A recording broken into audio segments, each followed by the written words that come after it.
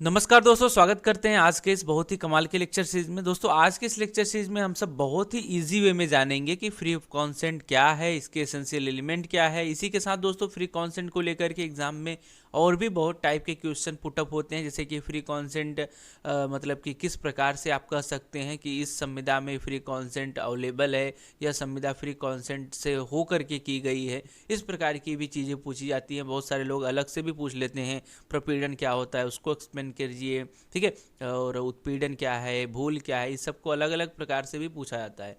तो इसीलिए हम फ्री कॉन्सेंट को फुल्ली एक्सप्लेन करने वाले हैं, एक एक पॉइंट को, सभी जो मोस्ट इंपॉर्टेंट पॉइंट है उनके साथ साथ में केस लॉ भी देखेंगे। इसी के साथ दोस्तों अगर आपको कोई भी कन्फ्यूजन है फ्री कॉन्सेंट को लेकर के, आपने पढ़ा है नहीं समझ में आ रहा है, तो वो भी दूर होने वाली है। और इसी के साथ अगर आपको ये नोट्स भी चाहिए तो नोट्स भी मिल जाएगा, लिंक डिस्क्रिप्शन में मिल जाएगा, जा करके आप वहाँ से इसको ले सकते हैं नोट्स को। साथ ही आप इसको प्रिंट आउट निकलवा करके अपना नोट्स भी बना सकते हैं, ठीक है। तो चलिए फिर सभी चीज़ें हो गई, चलिए जानते हैं, बहुत ही इजी वे में समझेंगे कि फ्री कॉन्सेंट भैया क्या है। इसे बहुत ही इजी वे में हम लोग जानेंगे, पढ़ेंगे और मज़ेदार तरीके से इसको समझेंगे। चलिए फिर शुरू कर। सब्सक्राइब करें ओमकार BLLB यूट्यूब चैनल को और इस बेल आइकन पर क्लिक करके ऑल वीडियोस वाला ऑप्शन आप सेलेक्ट कर लीजिए, ताकि आपको कमाल की एजुकेशनल और हेल्पफुल वीडियो का नोटिफिकेशन हमेशा मिलता रहे। फ्री कॉन्सेंट सबसे पहले क्या होता है, एक छोटा सा हम लोग डिफिनीशन देख लेते हैं। फ्री कॉन्सेंट क्या होता है, जब दो पक्षकारों द्वारा किसी कॉन्ट्रैक्ट को, ठीक है, कॉन्ट्रैक्ट जैसा कि आप सब जानते हैं कि दो पक्षकारों के बीच में होता है, ठीक है। तो यहाँ पर बोला जा रहा है कि जब दो पक्षकारों द्वारा किसी कॉन्ट्रैक्ट को बिना छल कपट के, ठीक है, बिना छल कपट के किया जाता है और वो भी स्वतंत्र मन के साथ, ठीक है, स्वतंत्र मन के साथ किया जाएगा, तो उससे फ्री कॉन्सेंट हम कह सकते हैं, ठीक है। अब जैसे क्या होता है कि बहुत सारे लोग संविदा या फिर कॉन्ट्रैक्ट करते समय, ठीक है, छोटे छोटे संविदा में तो ऐसी प्रॉब्लम नहीं होती है, बड़े बड़े संविदा जैसे कि प्रॉपर्टी को लेकर के हो गया, जगह जमीन जायदाद को लेकर के हो गया, तो वहाँ पर छल कपट, ठीक है, इस प्रकार की चीज़ें यहाँ पर की जाती है लोगों से, तो वो चीज़ें ना हो, इसीलिए फ्री कॉन्सेंट का कॉन्सेप्ट लाया गया है। और इसके ज़रिए क्या होता है कि भाई अगर किसी के साथ, ठीक है, अगर किसी के साथ कांटेक्ट करते समय, संविदा करते समय छल कपट किया गया है, तो वो आदमी क्या कर सकता है, कोर्ट में केस फाइल करके ये प्रूव करेगा कि भाई मेरे साथ छल कपट हुआ है। और छल कपट जब वो प्रूव कर देगा तो वो जो भी कांटेक्ट किया है, जो भी ज़मीन किसी और के नाम से की है, तो वो कैंसिल हो जाएगी, वो उसके नाम पे नहीं होगी, ठीक है। लेकिन उसको ये चीज़ें प्रूव करनी होगी कि भाई मेरे साथ छल कपट हुआ है, या फिर मेरे माथे पर बंदूक रख के, या फिर मुझे धमका करके कि मेरे तुम्हारे परिवार वालों को मार देंगे, और इसलिए मैंने जगह ज़मीन जो भी थी मेरी, मैंने उसके नाम की थी। तो ये चीज़ें आपको प्रूव करनी होगी, और प्रूव किस प्रकार से होती है मैं आपको अभी आगे बताऊंगा सभी चीज़ें, ठीक है। तो ये हो गया भाई फ्री कॉन्सेंट का एक छोटा सा आपको, मतलब कि छोटा सा आपको कॉन्सेप्ट बताया कि क्या चीज़ें होती है। अब इसको हम अंदर धीरे धीरे जिस तरीके से डीपली घुसते चले जाएंगे, उसी तरीके से थोड़ा सा कन्फ्यूजन भी क्रिएट करेगा, लेकिन बहुत ही ईजी वे में समझेंगे, ठीक है। तो यहाँ पर सबसे पहले यहाँ पर फ्री कॉन्सेंट को लेकर के वैसे पे जो सेक्शन 14 है उसके अंतर्गत बात कही गई है कि फ्री कॉन्सेंट क्या है, किस प्रकार से फ्री कॉन्सेंट काम करता है। लेकिन यहाँ पर हमको सेक्शन 13 भी पढ़ना जरूरी है, क्योंकि सेक्शन 13 भी फ्री कॉन्सेंट को लेकर ही बात करता है, लेकिन कुछ अलग तरीके की बात करता है, ठीक है। ये एक मोस्ट इंपॉर्टेंट पॉइंट है, आप इसको ऐसा भी बोल सकते हैं। और यहाँ पर आप देखिए सेक्शन 13 हमारा इंडियन कॉन्ट्रैक्ट एक्ट 1872 का कहता है कि दो पक्षकार अपना स्वतंत्र सहमति दे सकते हैं, यानी कि वो अपना फ्री कॉन्सेंट दे सकते हैं अगर वे किसी एक चीज़ को लेकर, यहाँ पर हमेशा ध्यान रखिएगा, किसी एक चीज़ को लेकर के संविदा करते हैं। ये ध्यान रखिएगा, किसी एक चीज़ को लेकर के, जैसे कि मैं तो कार बेच रहा हूँ लेकिन दूसरे पक्षकार को घोड़ा चाहिए, ठीक है। तो यहाँ पर मैं तो कार बेच रहा हूँ, तो मेरा कार वो घोड़ा वाला थोड़ी लेगा, ठीक है। यहाँ पर थोड़ा समझिएगा, जैसे कि मेरे पास कार है, मैं अपना कार बेचना चाहता हूँ, और दूसरे आदमी को यहाँ पर घोड़े की आवश्यकता है, ठीक है, और वो घोड़ा लेना चाहता है, तो वो मेरा कार थोड़ी लेगा। तो वही बातें यहाँ पर एक मतलब सेक्शन के रूप में बताया गया है कि अगर दो पक्षकार स्वतंत्र सहमति दे रहे हैं, तो वहाँ पर एक चीज़ को लेकर के उनका जो कॉन्सेंट है वो एक ही होना चाहिए। जैसे कि उसको कार चाहिए तो मैं कार ही सेल करूँगा तभी वो कार लेगा, ठीक है। इस प्रकार की चीज़ें, अलग अलग प्रकार की चीज़ें नहीं होनी चाहिए। बहुत टाइम आप देखेंगे कि जैसे कि कोई संविदा लोग कर रहे हैं, ठीक है, तो वहाँ पर वो बता रहे हैं कुछ दूसरे के बारे में, और उसको मतलब समझ में आ रहा है, दूसरे पक्षकार को समझ में आ रहा है कुछ दूसरे वस्तु के बारे में। ऐसी भी कंडीशन देखी गई है कॉन्ट्रैक्ट करते समय, जैसे कि यहाँ पर इस केस में आप देखेंगे तो समझ में आ जाएगा कि मैं क्या करने का प्रयास कर रहा हूँ, ठीक है। इस केस का नाम है रेलफेस वर्सेस वीचेल हावर्स का ऐसा करके नाम का केस है, 1864 का केस है। इसमें क्या हुआ था, इसमें शॉर्ट में मैंने यहाँ पर लिख दिया है, इसमें कोर्ट द्वारा संविदा तोड़ दिया गया था, क्योंकि दोनों पक्षों का पीरलेस नाम का एक जहाज़ था, जहाज़ को लेकर के कॉन्सेंट जो था, कॉन्सेंट मतलब होता है मन, ठीक है, एक चीज़ को लेकर के दोनों का जो कॉन्सेंट था वो सेम नहीं था। ठीक है, अब मैं आपको इसको समझा देता हूँ थोड़ा सा। जैसे कि दो व्यापारी थे, वो दूसरे दूसरे देश से, ठीक है, दूसरे देश से सामान यहाँ पर भारत में मंगाए थे। ठीक है, तो यहाँ पर क्या था कि जो सामान लाने वाली कंपनी थी, जो कंपनी की जहाज़ थी, वो पियरलेस का नाम की जहाज़ थी, और दोनों जो व्यापारी थे उनका जो जहाज़ का नाम था सेम था। ठीक है, अब जहाज़ का नाम सेम होने के कारण जो जहाज़ था वो बदल गया। जो पहले वाले व्यापारी के पास जो जहाज़ आना चाहिए था वो दूसरे वाले व्यापारी के पास पहुंच गया, और पहले वाले का, ठीक है, दूसरे वाला का पहले वाले पहुंच गया, मतलब एक्सचेंज हो गया दोनों का जहाज़। ठीक है, जो सामान पहले वाले को चाहिए था वो दूसरे वाले को मिल गया, जो दूसरे वाले को चाहिए था वो पहले वाले को मिल गया। तो इसके कारण बाद में जब मतलब कि कॉन्ट्रैक्ट यहाँ पर जो मतलब कि अरे वो थे, वो मतलब कि व्यापारी थे, जब उन्होंने पेमेंट नहीं किया, पीयरलेस जहाज़ मतलब कि जो जहाँ से भी सामान मंगाया था उनको जब पेमेंट नहीं किया, क्योंकि जब उनका सामान ही नहीं मिलेगा तो पेमेंट कैसे करेंगे। तो जब उन्होंने पेमेंट नहीं किया तो ब्रीच ऑफ कॉन्ट्रैक्ट का करके उन्होंने केस किया। तो जब केस किया तो उन्होंने मतलब कोर्ट ने कहा कि भाई यहाँ पर जो मतलब कि सामान या फिर जो भी चीज़ कह लीजिए, जो भी वो मंगा रहे थे, उसको लेकर के जो कॉन्सेंट था वो सेम नहीं था, इसके लिए ब्रीच ऑफ कॉन्ट्रैक्ट यहाँ पर हो सकता है। ठीक है, तो यहाँ पर आप ध्यान रखिएगा कि जो कॉन्सेंट है वो सेम रहना चाहिए। जैसे कि मैंने आपको एग्जांपल बताया शुरुआत में, मैं जैसे कार बेच रहा हूँ, दूसरे को घोड़ा खरीदना है, तो उसको घोड़ा वाला ही मतलब कि हेरना पड़ेगा कि घोड़ा जो बेच रहा हो उससे वो जा करके घोड़ा ले, ना कि मेरा कार वो खरीदे। ठीक है, जो उसको चाहिए उसको वो मिले, जो मैं बेच रहा हूँ वो दूसरे पक्ष को अगर चाहिए तो वो ले। ठीक है, यानी कि कॉन्सेंट मैच करना चाहिए, जो मैं बेच रहा हूँ वो दूसरे को चाहिए तभी वो खरीदेगा, ऐसा नहीं मनमानी तरीके से खरीद लेगा। ठीक है, मतलब जो भी सामान को लेकर के संविदा हो रही है, उस सामान को लेकर के दोनों का कॉन्सेंट एक ही रहना चाहिए, उसको बेचना है दूसरे को खरीदना है। ठीक है, ऐसा करके रहना चाहिए, ध्यान रखिएगा। ठीक है, यानी कि सामान एक ही रहे, ऐसा नहीं है कि अलग अलग रहे और दोनों लोग अपना सहमति दे कि मैं इस पर संविदा कर रहा हूँ। ठीक है, अब जैसे कि मैं पेन बेच रहा हूँ, आपको चाहिए स्केच, ठीक है, तो यहाँ पर आप मेरी स्केच थोड़ी लेंगे, आपको तो पेन लेनी है तो आप पेन लेंगे। ठीक है, तो वही बात है, जैसे कि मैं अगर पेन बेच रहा हूँ तो मेरे को पेन खरीदने वाला ही चाहिए, वो जा कर के खरीदेगा, वो खरीदेगा तभी कॉन्ट्रैक्ट डन होगा। ठीक है, तो यही यहाँ पे इंग्लिश में बोला गया है, कॉन्ट्रैक्ट व्हेन कंसीडर्ड, यहाँ पर कॉन्ट्रैक्ट कंसीडर्ड किया जाएगा, नॉट फ्री। अगर फ्री मतलब कि कंसीडरेशन एक नहीं रहेगा, ठीक है, कंसीडरेशन सिमिलर नहीं रहेगा, अलग अलग रहेगा, तब पर भी ये नोटिस किया जाएगा, ये ध्यान में रखा जाएगा कि यहाँ पर जो कॉन्सेंट था वो फ्री नहीं था, नॉट फ्री, वो उसका जो मन था, जो भी स्वतंत्र मन के साथ उसने कॉन्टेक्ट नहीं किया था। ठीक है, यहाँ पर ये बातें कही गई, ये मेन हाईलाइटेड पॉइंट है। अगर कॉन्सेंट मतलब कि सेम नहीं रहेगा तो ये कॉन्सेंट कंसीडर किया जाएगा कि जो भी संविदा हुई है वो फ्री मन से नहीं हुई है। ठीक है, ये ध्यान रखिएगा हमेशा। ठीक है, एक ही ऑब्जेक्ट को लेकर के किया जाए, ऐसा सामान बदली उदली नहीं होना चाहिए। तो अब बात कर लेते हैं फ्री कॉन्सेंट को लेकर के। फ्री कॉन्सेंट सेक्शन 14 के अंतर्गत बताया गया है। सेक्शन 14 काफ़ी ज़्यादा इंपॉर्टेंट है, और इस धारा में ये बताया गया है, इस धारा के तहत कहा गया है कि अगर संविदा इन 5 पॉइंट से रहित होकर के की जाती है तब माना जाएगा कि जो संविदा है वो स्वतंत्र है। ठीक है, यानी कि ये पॉइंट अगर किसी भी कॉन्ट्रैक्ट में नहीं रहेगा, ठीक है।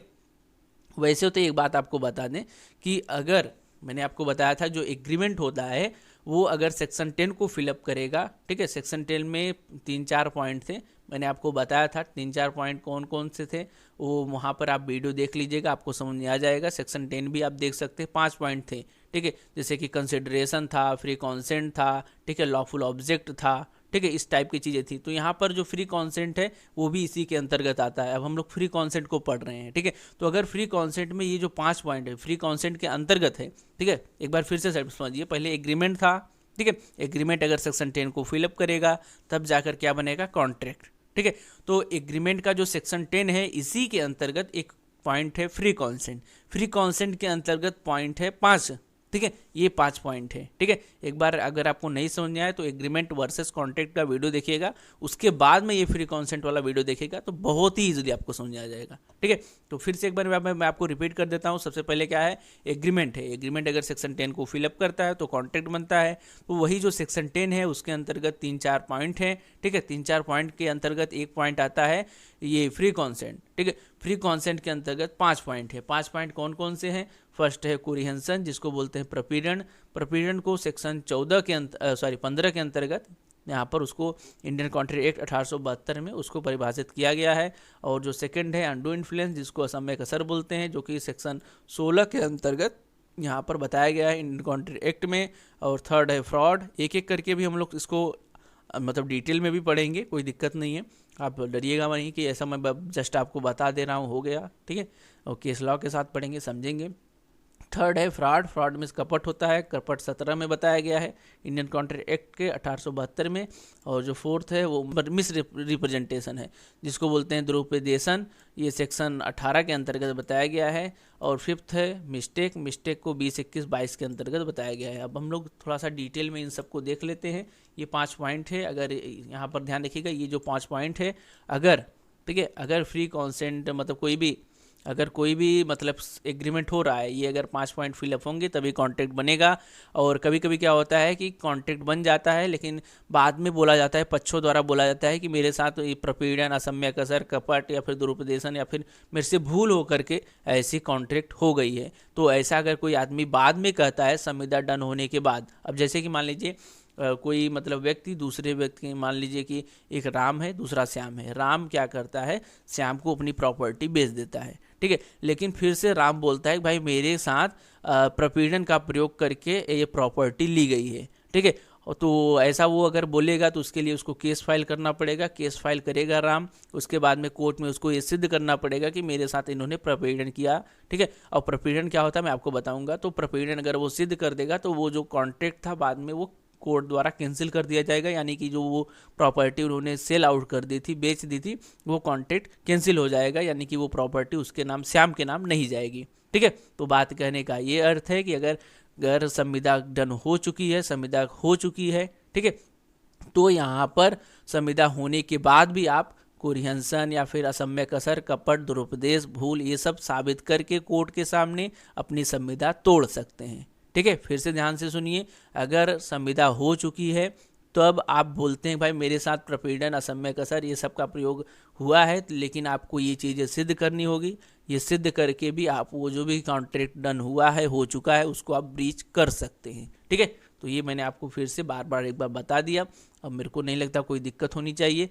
बाकी इंस्टा आईडी है, कोई दिक्कत हो एक बार आप मैसेज कर लीजिएगा, ठीक है। तो चलिए फिर नेक्स्ट बढ़ते हैं। प्रपीड़न अब क्या होता है, एक एक पॉइंट को डिटेल से थोड़ा सा समझ लेते हैं। प्रपीड़न यहाँ पर सिंपल सा है कि सिंपल सा प्रपीड़न किसी भी स्वतंत्र सहमति के लिए घातक होता है। तो जैसा कि आप सब जानते हैं प्रपीड़न मतलब कि घातक उतक तो होगा ही, क्योंकि अगर प्रपीड़न किया जाएगा, किसी को मारा पीटा जाएगा, उसको दबाव डाला जाएगा, तो घातक तो ये है। प्रपीड़न के प्रयोग के साथ किया गया संविदा शून्य होता है। तो जैसा कि मैंने आपको बताया कि अगर आप सिद्ध कर देंगे तो शून्य हो जाएगा, कोई दिक्कत नहीं है। तो प्रपीड़न अब क्या होता है वो देख लीजिए। बहुत सारे लोगों को प्रपीड़न मैं बोल रहा हूँ समझ में नहीं आ रहा होगा। प्रपीड़न सेक्शन 15 के अंतर्गत परिभाषित किया गया है। अब प्रपीड़न क्या होता है, जब कोई संविदा करने के लिए किसी व्यक्ति के साथ जोर जबरदस्ती, ठीक है, उसको जबरदस्ती ठेल ठूस के, मार पीट के, ठीक है, या फिर उसको धमकी दे करके, ठीक है, यहाँ पर उसके साथ संविदा की जाती है, जो कि आईपीसी के अंतर्गत दंडनीय है। इस प्रकार की संविदा यहाँ पर शून्य मानी जाएगी, ठीक है। तो जैसा कहने का अर्थ ये है कि प्रपीड़न में क्या होता है, यहाँ पर आपको फिजिकल चोट पहुँचाई जाती है। आपको माथे पे गन रख के बोलेंगे कि ये प्रॉपर्टी मेरे नाम कर दो, नहीं करोगे तुम्हारे बेटे को मार देंगे, तुम्हारे जो भी वाइफ है उसको मैं मार दूंगा। इस प्रकार की चीज़ें ये प्रपीड़न के अंतर्गत आती हैं। इसमें ध्यान रखिएगा, इसमें फिजिकल, ठीक है, फिजिकल यहाँ पर टॉर्चर होता है, फिजिकल टॉर्चर यहाँ पर किया जाता है, ठीक है। अब फिजिकल यूजिकल क्यों देखना जरूरी है, क्योंकि आगे इसके सिमिलर एक और है, ठीक है, जस्ट असम्यक असर, उसमें मेंटल टॉर्चर होता है, तो मैंने अभी आपको बता दिया। तो यहाँ पर ध्यान रखिएगा कि जो प्रपीड़न है उसमें फिजिकल टॉर्चर होता है। इसका केस देख लीजिए, अम्मू राजू बनाम शेरसम्मा है। इसमें क्या था कि एक व्यक्ति द्वारा अपने पुत्र व पत्नी को बॉन्ड अपने नाम करवाने के लिए उसको धमकी दी गई थी, ठीक है। तो देखिए वही है बात, एक पिता था अपने पुत्र व पत्नी को बोल रहा था कि ये जो LIC का बॉन्ड है मेरे नाम कर दो, जिससे कि अगर LIC अगर पूरी हो या फिर उसका जो पैसा मिलना हो तो मेरे को मिले, तुम लोगों को ना मिले, तुम लोग खर्चा पानी कर दोगे। लेकिन वो लोग नहीं मान रहे थे, तो उन्होंने बोला कि व्यक्ति ने बोला कि तुम नहीं करोगे तो मैं आत्महत्या कर लूँगा, जहर खा लूँगा, ये सब किया। तो पुत्र और पत्नी ने फिर बॉन्ड नाम कर दिया। लेकिन बाद में जब पत्नी के घर वालों को मतलब कि ये चीज़ें पता चली तो पत्नी के घर वालों ने केस फाइल किया। बाद में पत्नी और पुत्र ने या फिर उनके घर वालों ने साथ में मिल करके ये प्रूव किया कि मेरे साथ प्रपीड़न जोर ज़बरदस्ती का यहाँ पर प्रयोग किया गया है। तो बाद में LIC का जो भी बॉन्ड इन्होंने हस्ताक्षर किया था वो रद्द कर दिया गया, ठीक है, यानी कि ब्रीच ऑफ कॉन्ट्रैक्ट कर दिया गया, ठीक है। तो ये केस है अम्बू राजू बनाम शेर शम्मा। आप चाहे तो पढ़ सकते हैं, कोई दिक्कत नहीं है, शॉर्ट में मैंने लिख दिया है। एक व्यक्ति द्वारा अपने पुत्र और पत्नी को बॉन्ड अपने नाम करवाने के लिए धमकी दी गई, बाद में इसको कोर्ट ने खारिज कर दिया था, ठीक है। यानी कि उसको जो भी मतलब कि उन्होंने प्रूव किया, पुत्र और पत्नी ने प्रूव किया कि मेरे साथ ऐसा ऐसा व्यवहार हुआ जिसके कारण मैंने सिग्नेचर की है। बाद में कोर्ट ने उस जो भी कॉन्ट्रैक्ट था जो उन्होंने हस्ताक्षर किया था कि यह जो बॉन्ड है उस व्यक्ति के नाम पे हो जाए, उसके मतलब कि पति के नाम पे हो जाए, ठीक है। ये व्यक्ति जो है वो इसका मतलब कि पति है, ठीक है। जब ये बेटा हुआ तो ये पति होगा व्यक्ति, ठीक है। तो वही बात है कि बाद में वो कैंसिल हो गया, ठीक है, जो उन्होंने सिग्नेचर किया था। जैसे कि मैंने आपको बताया, अगर प्रॉपर्टी नाम हो चुकी है, कॉन्ट्रैक्ट डन हो चुका है, तो अगर आप प्रूव कर देंगे कि मेरे साथ प्रपीड़न का प्रयोग हुआ है तो वहाँ पर वो जो भी प्रॉपर्टी है बाद में तुम्हारे नाम पे यानी कि आपके नाम पे फिर से चली आएगी, ठीक है। तो ये बात है। असम्यक असर अब हम लोग देख लेते हैं। Undo influence. अनडू इन्फ्लुएंस मैंने आपको बताया कि यहाँ पर मतलब असम्यक असर का साधारण अर्थ होता है किसी के साथ संविदा करते समय दबाव, यहाँ पर मेन बात है दबाव डालना। यहाँ पर ध्यान रहे, यहाँ पर फिजिकल रूप में से यहाँ पर आपको कोई भी डैमेज नहीं होता है, ठीक है। यहाँ पर फिजिकल रूप में से आपके ऊपर कोई भी चीज़ नहीं होता है। यहाँ पर आपको केवल एक मानसिक दबाव डाली जाती है। जैसे कि पुलिस द्वारा आपसे संविदा की जाती है किसी सामान को लेने में, तो ऐसे में पुलिस अगर आपके ऊपर दबाव डाल करके पैसे कम करवाती है तो आप संविदा वहाँ पर शून्य कर सकते हैं, ठीक है। आप संविदा मतलब करने से उसको बोल सकते हैं भाई आप मेरे ऊपर सम्यक असर अनडू इन्फ्लुएंस का यूज कर रहे हैं और मैं ये संविदा नहीं करूँगा, ऐसा भी बोल सकते हैं। नहीं तो अगर दबाव और डाल करके किया गया है तो बाद में केस फाइल करके आप प्रूव करके आप चाहे तो संविदा जारी रख सकते हैं, नहीं तो कैंसिल कर सकते हैं। इसमें ध्यान रखिएगा, जो प्रपीड़न का अगर प्रयोग होगा तो वहाँ पर संविदा शून्य हो जाती है, लेकिन असम्यक असर का अगर प्रयोग होता है तो आपके ऊपर होता है कि आप संविदा शून्य करेंगे कि नहीं करेंगे। आप अगर करना चाहते हैं, बहुत समय मतलब आप देखेंगे कि कुछ लोग हैं कि उनके ऊपर असम्यक असर का प्रयोग हुआ है, वो संविदा सोचते हैं अच्छा कर लें, कोई दिक्कत नहीं कर लो। जैसे कि बहुत सारे स्थिति में आप देखेंगे कि दोस्त लोग बोलते हैं कि यार मेरे को ये दे दो, वो दे दो, ये जगह मेरे नाम कर दो यार, ठीक है। तो वहाँ पर असम्यक असर का वैसे पे दबाव डाला जाता है कि भाई तुम मेरे दोस्त हो, इतना पैसा लोगे, ठीक है। लेकिन यहाँ पर असम्यक असर मतलब जो भी असर है वो पॉजिटिव वे में डाली जाती है, ठीक है। तो पॉजिटिव वे में डालने के कारण यहाँ पर मतलब कि वो बोला गया है कि यहाँ पर मतलब कॉन्ट्रैक्ट के अंतर्गत बोला गया है कि भाई अगर वो व्यक्ति चाहता है, ठीक है, तो वो संविदा जारी रख सकता है। नहीं तो अगर उसको नहीं वो चाहता कि संविदा मैं जारी रखूं तो वो कैंसिल भी करा सकता है। इसीलिए इसको शून्यकरणी संविदा के अंतर्गत डाला गया है। तो वही बातें मैंने यहाँ पर नीचे लिखी हुई है, कोई दिक्कत नहीं है। और यहाँ पर लिखी है कि असम्यक असर, ठीक है, असम्यक असर में संविदा तोड़ना या ना तोड़ना आपके ऊपर डिपेंड होता है या निर्भर होता है। यानी कि यह एक शून्यकरणी संविदा क्या है। अब जिसको दिक्कत हो भाई शून्यकरणी संविदा क्या होती है, वो शून्य versus wide versus voidable contract का वीडियो देख लीजिएगा, नहीं तो मैं प्लेलिस्ट डाल दे रहा हूँ, जिसको जो बता रहा हूँ वो देख लीजिएगा, ठीक है। वाइड वर्सेस वाइडेबल करके है, उसको आप देख लीजिएगा। बाकी मैंने आपको बताया कि प्रपीड़न में क्या होता है, फिजिकल टॉर्चर किया जाता है, ठीक है, जबकि असम्यक असर में मेंटल टॉर्चर होता है। तो इस तरीके से भी आप इसको डिफ्रेंशिएट कर सकते हैं। सीधा एग्जाम में लिख सकते हैं प्रपीड़न में फिजिकल टॉर्चर होता है और असम्यक असर में क्या होता है, मेंटल टॉर्चर होता है, आपके ऊपर मानसिक दबाव डाली जाती है। गाँवों में देखते हैं कि भाई जो बड़े लोग होते हैं वो छोटे लोगों पर दबाव डालते हैं, तो वो भी असम्यक असर के अंतर्गत आता है, ठीक है। इंडियन कॉन्ट्रैक्ट एक्ट में इसे सेक्शन 16 के अंतर्गत बताया गया है, जैसा कि मैंने आपको ऊपर बताया था। अब जिसको सेक्शन 16 देखना हुआ तो वो देख सकता है, नहीं तो वैसे पे यही सब चीज़ें हैं जो कि मैंने आपको बताई। एक केस देख लेते हैं असम्यक असर का, ठीक है। इस केस का नाम है निको देवी बनाम कृपा, AIR 1990 का ये केस है। इसमें क्या हुआ था कि बड़े पिताजी के बेटे द्वारा उसके चाचा की बेटी के नाम पर संपत्ति अपने नाम करवा ली गई थी। इस प्रकार का इसमें केस है। इसमें क्या हुआ था कि एक व्यक्ति मतलब कि लड़की थी, उसके जो भी मतलब पिता थे उनकी 5 वर्ष की अवस्था में मृत्यु हो गई थी, साथ में 10 वर्ष की अवस्था में उसकी माताश्री की मृत्यु हो गई थी, वो अकेले थी। उसके बाद में उसका पालन पोषण उसके चाचा, ठीक है, उसके चाचा और उसके बेटे उटे ने किया, ठीक है। उसके मतलब कि चाचा के बेटे ने किया था, ठीक है। दोनों ने मिलकर किया, उसका ध्यान रखा, पढ़ाई लिखाई करवाई। उसके बाद में जब वो मतलब कि एडल्ट हो गई तो उसकी शादी की, मतलब शादी वो उन्होंने किया। तो लेकिन वहाँ पे जब शादी हो रहा था उसका, जिस दिन वहाँ से वो मतलब शादी के दिन के क्या दूसरे दिन क्या होता है कि वो जो लड़की होती है वो अपने घर से, अपने चाचा जी के घर से दूसरे के घर जाने वाली थी, ठीक है। तो उस दिन क्या हुआ कि वो उसके पिताजी और उसके बड़े बेटे ने, ठीक है, प्रॉपर्टी की जो भी मतलब कागज़ है वो लेके आए और उस मतलब उस लड़की से बोला कि जो भी तुम्हारे पापा के नाम पर प्रॉपर्टी है वो अब हम लोगों के नाम पे कर दो, क्योंकि तुम चली जाओगी यहाँ से और यहाँ पर इसका देखभाल कौन करेगा।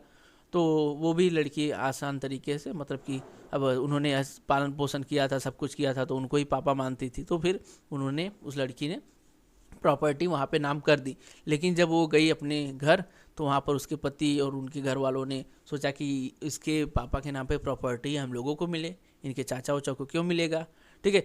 तो ये सोच करके उन्होंने बोला कि भाई इस लड़की के ऊपर असम्यक प्रयोग, असम्यक असर डाल करके प्रॉपर्टी इसके चाचा और बेटे ने, ठीक है, उनके बेटे ने अपने नाम पे करवा ली है, ठीक है। वो प्रॉपर्टी इनके नाम पर चाहिए मेरे को, ठीक है, प्रॉपर्टी मेरे को लेना है। तो यहाँ पर कोर्ट ने बोला कि वहाँ पर जो उनके चाचा हैं, जो पिता मतलब उनके बेटे हैं, उन्होंने जो भी करना था, पालन पोषण जो भी था वो सब चीज़ें की। उसके साथ में जाते समय वो लड़की 18 एडल्ट थी और एडल्ट टाइम में वो कांटेक्ट कर सकती है, उसके ऊपर कोई ज़ोर ज़बरदस्ती दबाव नहीं डाला गया और वो लोग उसको प्रूव भी नहीं कर पाए कि इसके ऊपर असम्यक असर का ज़बरदस्ती प्रयोग डाला गया है, प्रयोग किया गया है, ठीक है। इस प्रकार की चीज़ें उसके जो भी घर वाले थे लड़की के वो नहीं कर पाए, जिसको क्या बोलते ससुराल वाले, ठीक है। तो वो लोग नहीं कर पाए थे। ये चीज़ें थी इस प्रकार के केस में। बाकी और भी कन्फ्यूजन रहेगा तो देख लीजिए कि केस का नाम है निको देवी बनाम कृपा, ठीक है। तो इस प्रकार का केस था। यहाँ पर ध्यान रखिएगा कि असम्यक असर को सिद्ध करने का जो भी भार होता है वो हमेशा प्रतिवादी पर होता है। तो नोट्स में यहाँ पर सब नोट वोट करके दिया है, कोई दिक्कत नहीं है, ले लीजिएगा, बहुत ही आराम से पढ़िएगा, कोई दिक्कत नहीं है, ठीक है। सब चीज़ें लिखा है, जो बता रहा हूँ ऐसे हवा में बातें नहीं हो रही, ठीक है। और थर्ड जानते हैं, थर्ड है फ्रॉड। तो फ्रॉडियागिरी तो आप सब बहुत ही इजीली समझ जाएंगे, तो कोई दिक्कत नहीं वैसे समझाने की।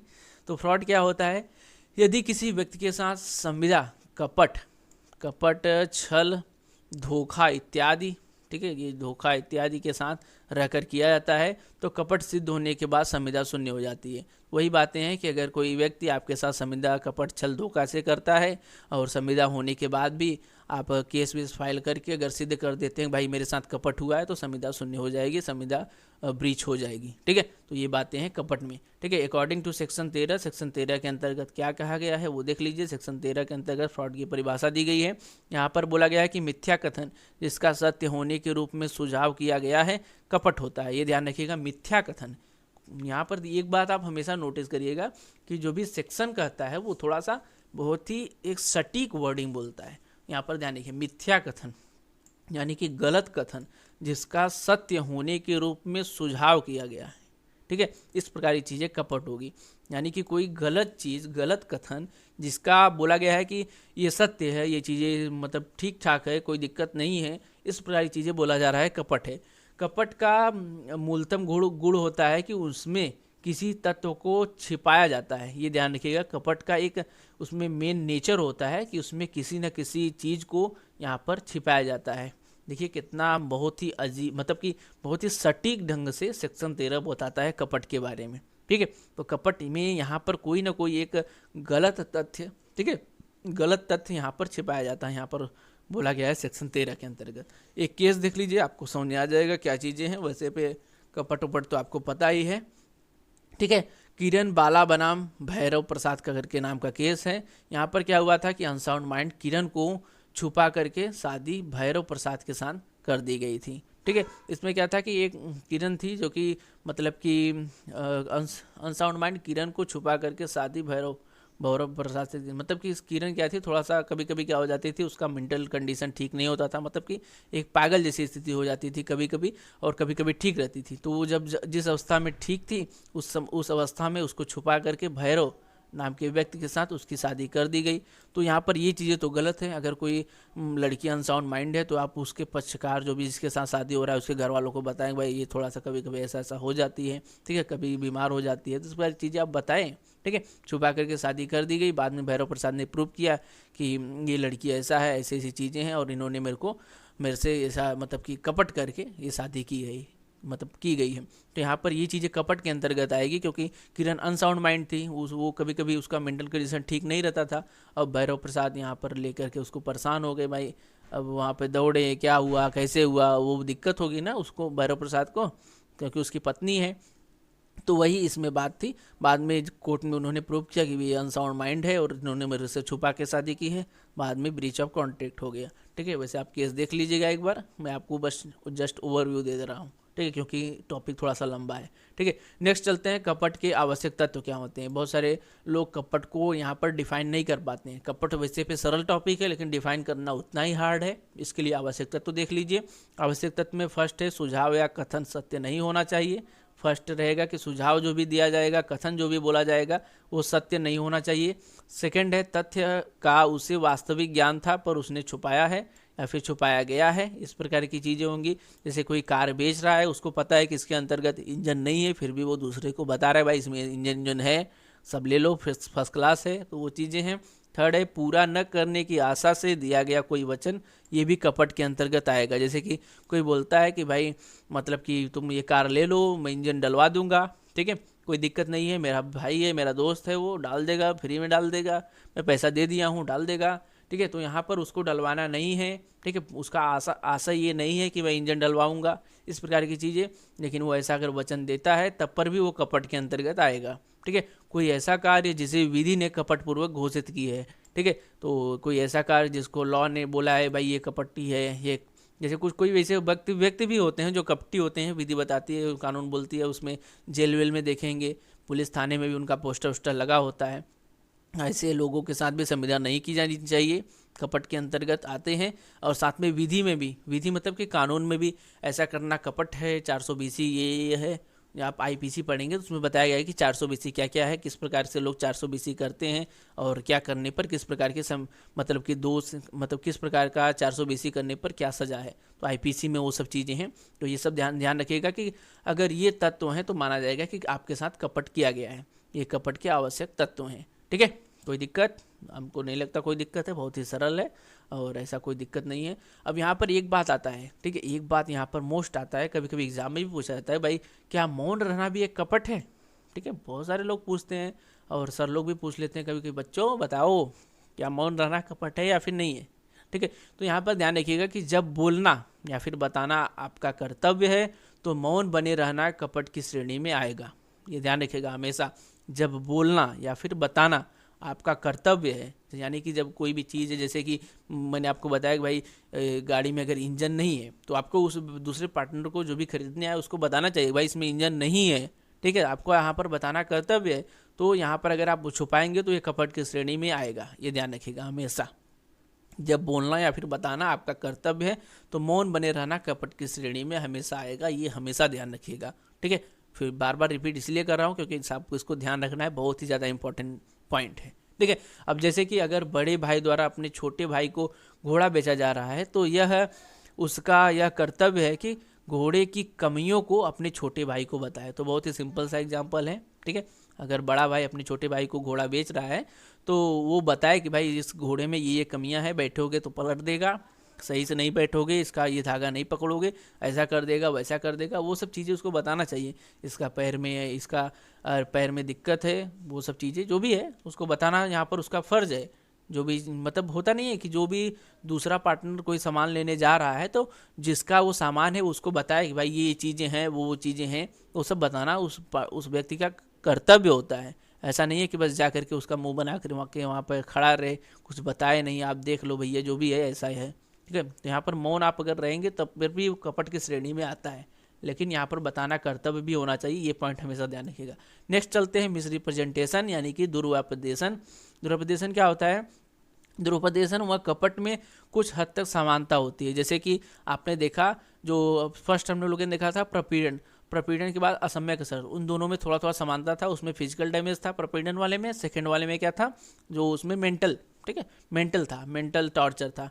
तो और इसमें क्या है कि अभी आपने पढ़ा क्या, मतलब कि कपट और दुरुपदेशन में भी थोड़ा सा सिमिलरिटी है। कपट को हम लोगों ने ध्यान से समझ लिया, अब हम लोग देखते हैं दुरुपदेशन। ठीक है, दुरुपदेशन व कपट में कुछ हद तक समानता होती है, क्योंकि कपट में कपट करने वाले व्यक्ति को पता होता है कि वह जो बात कर रहा है, बता रहा है, वह सत्य नहीं है। ठीक है, जो भी वो बोल रहा है, कपट वाले में उस व्यक्ति को अच्छे से पता होता है जो मैं बता रहा हूँ झूठ उठे भैया।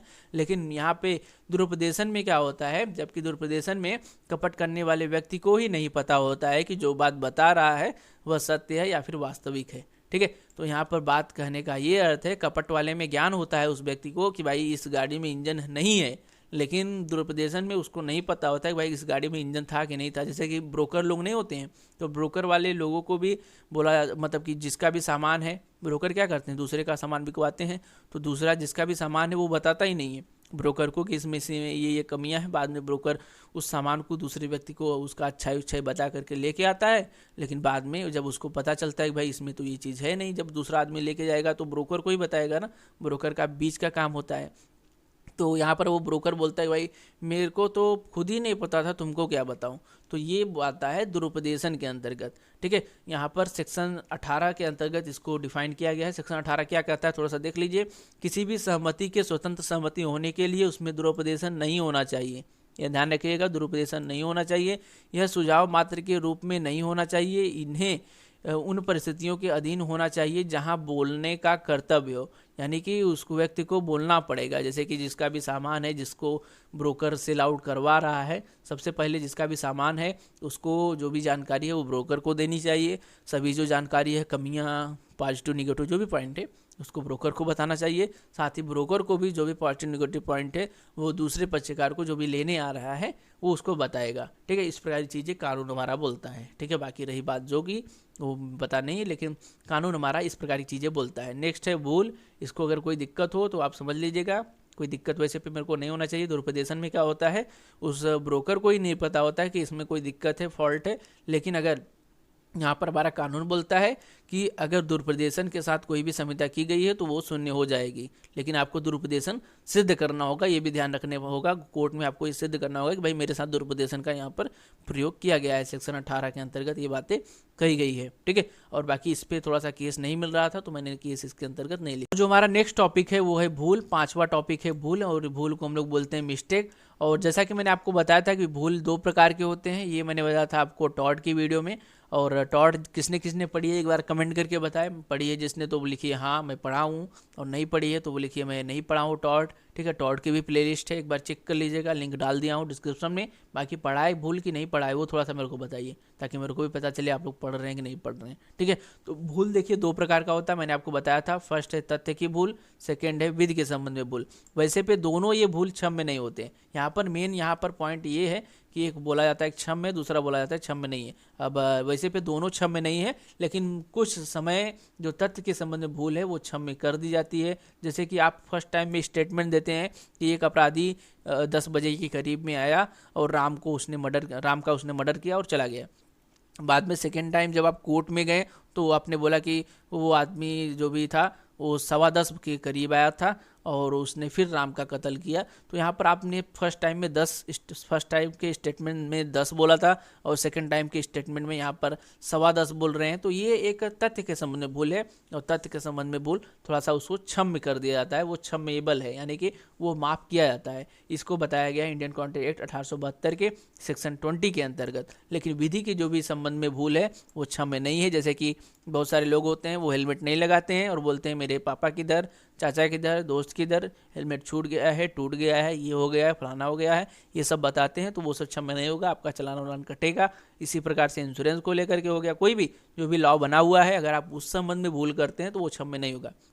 यही बार नहीं, यहाँ पर कानून हमेशा ये सोचता है कि भाई जो भी मैं कानून बना रहा हूँ वो सबको पता है, वो उसका पालन करें।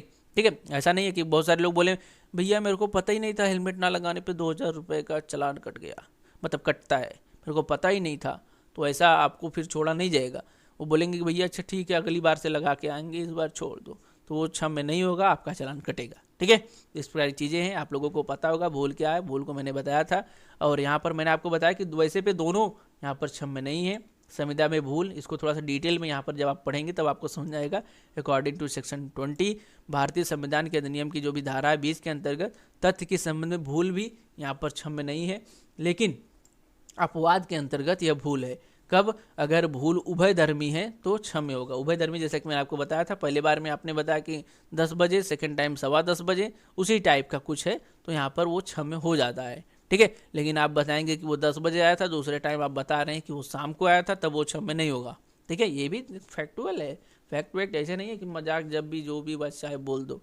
कानून में जो भी अगर आप केस वेस लेके जाएंगे तो वहाँ पर आप कोर्ट में देखेंगे, कभी आप कोर्ट विजिट करिए, वहाँ पर देखिए सभी चीज़ें एक एक बात वहाँ पर लिखी जाती है, ठीक है। इतने बजे इतना बजा बोला, ये निशान था, यहाँ पर फर्स्ट निशान था गर्दन के नीचे एक क्रॉस का, आप दूसरी बार बोल रहे हैं डबल क्रॉस हो गया, तो ये गलत है फिर, ठीक है। इस प्रकार की चीज़ें, लेकिन अगर उभय धर्मी रहेगा तो भी माफ़ होगा, ये ध्यान रखिएगा हमेशा, ठीक है। तो मैंने आपको बताया, एक बार ओवरव्यू देख लीजिए ऊपर से। जो तथ्य के संबंध में भूल है वो क्षम्य होता है, लेकिन जो विधि के संबंध में भूल है वो क्षम्य नहीं होता है, ठीक है। तो इस प्रकार की चीज़ें आप हमेशा ध्यान रखिएगा, ठीक है। अब यहाँ पर जैसे है, यहाँ पर मैंने एक एग्जाम्पल में लिखा है, राम और महेश घोड़ा खरीदने और बेचने का करार करते हैं, यानी कि एग्रीमेंट करते हैं, ठीक है। कर रहे थे, पर करार के समय ही घोड़ा मर चुका था, जिसके बारे में दोनों पक्षों को नहीं पता था। तो ये भी एक उभयधर्मी है, ठीक है भाई। अब घोड़ा दोनों लोग मतलब लेकर के करार कर रहे थे, राम और महेश, और दोनों को ही नहीं पता था कि घोड़ा हार्ट अटैक आया और मर गया। तो उसके बाद में जो संविदा है वो शून्य हो जाएगी, किसी को कोई भी लाइबिलिटी नहीं होगी, क्योंकि घोड़ा ही मर गया तो वो बेचेगा क्या, वो खरीदेगा क्या, दोनों लोग अपना आंसू बहाते हुए चले जाएंगे। तो ये चीज़ें क्षम्य होगी, ये ध्यान रखिएगा, ठीक है। अब अकॉर्डिंग टू सेक्शन 22, सेक्शन 22 में क्या कहा गया है, एक पक्षकार द्वारा भूल करने पर संविदा शून्य करनी नहीं होती है। यहाँ पर ध्यान रखिएगा, अगर एक पक्षकार यहाँ पर, ठीक है, एक पक्षकार अगर भूल कर देता है, ठीक है, एक पक्षकार अगर भूल कर देगा तो ये जो चीज़ें हैं वो शून्यकरणी के अंतर्गत नहीं आएगी, यानी कि वो शून्य हो जाएंगी, ठीक है। तो यानी कि जो सभी जो मैंने आपको बताया 5 पॉइंट, ये जो भी बताया नीचे नहीं है, बस यहीं पर ख़त्म होता है नोट्स। और चलिए थोड़ा सा ऊपर चलिए, आपको चलिए अब हम लोग एक बार फ्री कॉन्सेंट को एक नज़र में देख लेते हैं, उसको मतलब कि फटाफट रिवीजन कर लेते हैं। यहाँ पर आपने देखा कि जो फ्री कॉन्सेंट होता है, ये अगर 5 जो पॉइंट हैं, यहाँ पर आप लोगों ने देखा कि ये जो अगर 5 पॉइंट है वो अगर फ्री कॉन्सेंट में मिलेंगे तो वो संविदा शून्य या फिर शून्यकरणी हो जाएगी। शून्यकरणी हमेशा ये अंडू इन्फ्लुएंस वाले में होती है, बाकी सभी में शून्य होती है, ये ध्यान रखिएगा। शून्यकरणी हमेशा अंडू इन्फ्लुएंस वाले में होगी, बाकी अगर आप सिद्ध कर देंगे कि भाई मेरे साथ प्रपीड़न, कपट, दुरुपदेशन या फिर भूल ऐसा वैसा हुआ है तो वो संविदा फिर शून्य हो जाएगी, ठीक है। लेकिन शून्यकरणी का ऑप्शन केवल असम्यक असर वाले में है, जिसमें मेंटल टॉर्चर किया जाता है, ठीक है। तो ये चीज़ें हो गई। बाकी आपने देखा कि भाई जो कोरिहेंशन होता है और जो अंडू इन्फ्लुएंस है, असम्यक असर, प्रपीड़न और असम्यक असर, ये थोड़ा सा सिमिलर से हैं, और यहीं पर फ्रॉड और मिस रिप्रेजेंटेशन ये थोड़ा सा सिमिलर से हैं। अब इसमें सिमिलरिटी क्या है, इसमें सिमिलरिटी ये है कि कोरिहेंशन में क्या होता है, कोरिहेंशन एक में इसमें क्या होता है कि आपको फिजिकल टॉर्चर किया जाता है, जबकि इसमें मेंटल टॉर्चर किया जाता है। और फ्रॉड और इसमें क्या सिमिलरिटी है, इसमें सिमिलरिटी ये है कि फ्रॉड जो होता है, जो फ्रॉड करने वाला है उसको पता होता है कि भाई ये मैं फ्रॉड कर रहा हूँ, लेकिन मिस रिप्रेजेंटेशन में उसको पता ही नहीं होता। जो भी मैंने आपको ब्रोकर का एग्जांपल दिया था, उसको पता ही नहीं होता कि मैं जो फ्रॉड मैं जो उसको बता रहा हूँ वो गलत है, ठीक है। तो फ्रॉड और मिस रिप्रेजेंटेशन में इस प्रकार का थोड़ा सा डिफरेंस है। बाकी मिस्टेक आपने पढ़ा, भूल क्या होता है, और भूल भी जो भी है वो शून्य होती है, शून्यकरणी नहीं होती है, ये ध्यान रखिएगा। तो ओवरव्यू में आपने को ने देखा कि भाई ये जो फ्री कॉन्सेंट है वो क्या चीज़ है। बाकी ये अगर 5 पॉइंट किसी भी प्रकार के जो भी संविदा है उसमें मिलते हैं तो वो संविदा आप कोर्ट में केस फाइल करके उसको आप शून्य करवा सकते हैं, उसको आप उस संविदा को कैंसिल आप करवा सकते हैं। तो आई होप आप लोगों को सभी चीज़ें बहुत ही ईजी वे में समझ में आ गई होगी, कोई दिक्कत नहीं है। बाकी कैसा लगा ये लेक्चर वीडियो एक प्यारा सा कमेंट करके फटाक से बता दीजिए। Thanks for watching guys, bye bye, Jai Hind. मिलते हैं नेक्स्ट वीडियो के साथ। थोड़ा सा जो रेगुलरिटी है बना